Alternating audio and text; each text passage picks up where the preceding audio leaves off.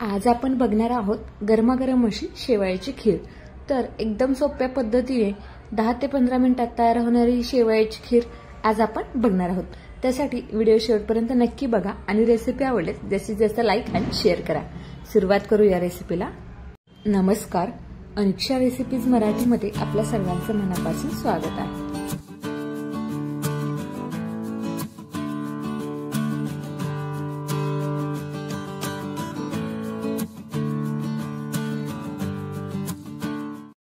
खीर बनवण्यासाठी बघा इथे मी म्हशीचं दूध घेतलेलं आहे अर्धा लिटर। तुम्ही गाईचं सुद्धा वापरू शकता, हे तापवलेलं आहे मी। तर सुरुवात करूया। बघा इथे पातेलं घेतलेलं आहे, यामध्ये आपण गॅस एकदम बारीक ठेवायचा आहे आणि 2 चमचे तूप घालायचे साजूक। आता यामध्ये आपण आवडीनुसार ड्रायफ्रुट्स घालूयात, ते अगदी ऑप्शनल आहेत आणि त्यासोबतच मनुके घालायचे आणि त्याला थोडंसं मिक्स करून घ्यायचे। गॅस कमीच ठेवायचा आहे, नाहीतर हे ड्रायफ्रुट्स करपू शकतात। तर बघा अशा पद्धतीने व्यवस्थित तळून घेतलेले आहेत आपण हे तुपामध्ये। आता आपण जी भाजकी शेवय आहे ती यामध्ये घालायची आणि याला व्यवस्थित भाजून घ्यायचं। तर बघा एकदम मंद आचेवरती याला व्यवस्थित परतून घ्यायचं आहे तुपामध्ये।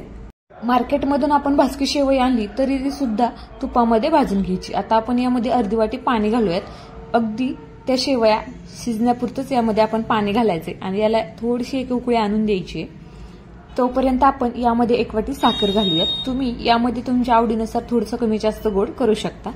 आता बघा इथे उकळी आलेली आहेत, आपल्या शेवया व्यवस्थित शिजलेल्या सुद्धा आहेत। आता यामध्ये आपण दूध घालूयात, जे तापवलेले होते ते।